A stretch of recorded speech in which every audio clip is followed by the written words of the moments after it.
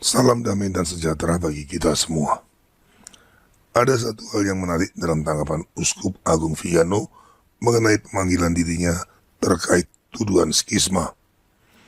Pada pernyataan tertulisnya tanggal 20 Juni 2024, Vigano menulis, "Saya menganggap tuduhan terhadap saya sebagai suatu kehormatan.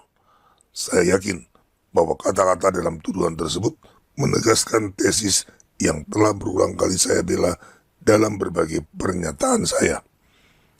Bukanlah suatu kebetulan bahwa tuduhan terhadap saya menyangkut pertanyaan tentang legitimasi Jorge Mario Bergoglio dan penolakan terhadap Konsili Vatikan II. Singkatnya, sebelum diadili, Uskup Agung Vigano dengan tegas malah sudah mengakui semua tuduhan. Itu sebabnya dia merasa tidak perlu lagi datang ke pengadilan tribunal di Vatikan. Di sini yang perlu digarisbawahi adalah Uskup Agung Vigano mengakui bahwa dirinya memang mempertanyakan legitimasi Paus Fransiskus. Tolong dicatat, Vigano hanya mempertanyakan, bukan menolak. Sementara untuk Konsili Vatikan II, Vigano memang mengakui dirinya menolak Konsili Vatikan II yang sering dikatakannya sebagai kanker yang harus dibuang. Sampai saat ini memang hanya Uskup Agung Vigano yang secara terbuka berani melakukan dua hal ini. Yang pertama, menolak Konsili Vatikan II. Dan yang kedua, mempertanyakan legitimasi Paus Fransiskus. Lalu, mengapa Uskup Agung Vigano berani menghadapi resiko diekskomunikasi? Tidakkah dia sadar bahwa itu membahayakan jiwanya? Ini yang dikatakan Uskup Agung Vigano di akun X-nya pada tanggal 21 Juni 2024. Gereja Bergoglio bukanlah gereja Katolik, melainkan gereja konsili. Jika dari gereja ini saya dinyatakan terpisah karena skisma, maka bagi saya hal itu akan menjadi suatu kehormatan dan kebanggaan. Jadi Uskup Agung Vigano sama sekali tidak takut akan sanksi ekskomunikasi dari gereja konsili, karena dia meyakini ekskomunikasi tersebut tidak memiliki efek supranatural, atau dengan kata lain, tidak akan membahayakan jiwanya. Uskup Agung Vigano tidak salah. Mari kita ingat apa yang dikatakan Rasul Paulus. Tetapi sekalipun kami atau seorang malaikat dari surga yang memberitakan kepada kamu suatu Injil yang berbeda dengan Injil yang telah kami beritakan kepadamu, terkutuklah dia. Seperti yang telah kami katakan dahulu, sekarang ku katakan sekali lagi. Jikalau ada orang yang memberitakan kepadamu suatu Injil yang berbeda dengan apa yang telah kamu terima, terkutuklah dia. Surat Galatia bab 1 ayat 8-9. Konsili Vatikan II dengan berbagai buah-buah buruknya telah terbukti membawa banyak perubahan di gereja Katolik yang bertentangan dengan ajaran sebelumnya. Antara lain, ekumenisme, kebebasan beragama, kolegialitas, perubahan liturgi, bahkan juga nilai-nilai moral. Singkatnya, Konsili Vatikan II adalah Injil yang berbeda seperti yang dimaksud oleh Rasul Paulus. Maka siapapun yang mengajarkan dan mendukungnya otomatis sudah ada di bawah kutukan Rasul Paulus.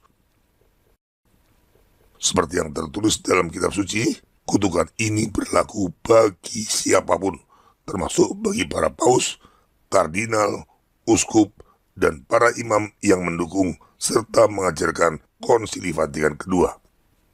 Ini membuat mereka semua, mulai dari para paus hingga para imam pendukung konsili, sesungguhnya sudah berada di luar gereja Kristus, meski secara formal masih tetap berada di dalam gereja Katolik.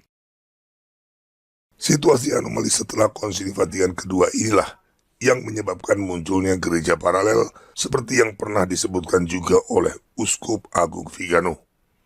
Gereja paralel yang baru itu tidak lain adalah gereja konsili yang hidup berdampingan dengan gereja Kristus di dalam satu wadah yang sama, yaitu gereja Katolik.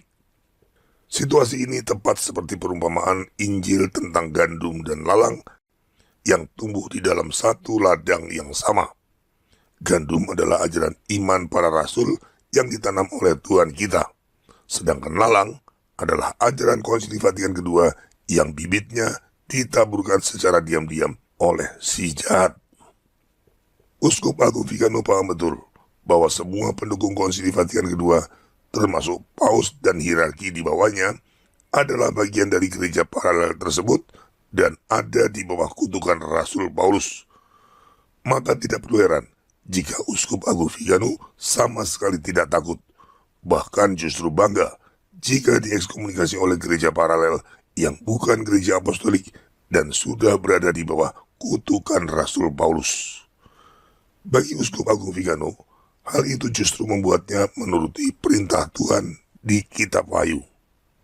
Pergilah kamu, hai umatku, pergilah daripadanya, supaya kamu jangan mengambil bagian dalam dosa-dosanya, dan supaya kamu jangan turut ditimpa malapetaka-malapetakanya. Sebab dosa-dosanya telah bertimbun-timbun sampai ke langit, dan Allah telah mengingat segala kejahatannya. Kitab Wahyu bab 18 ayat 4-5.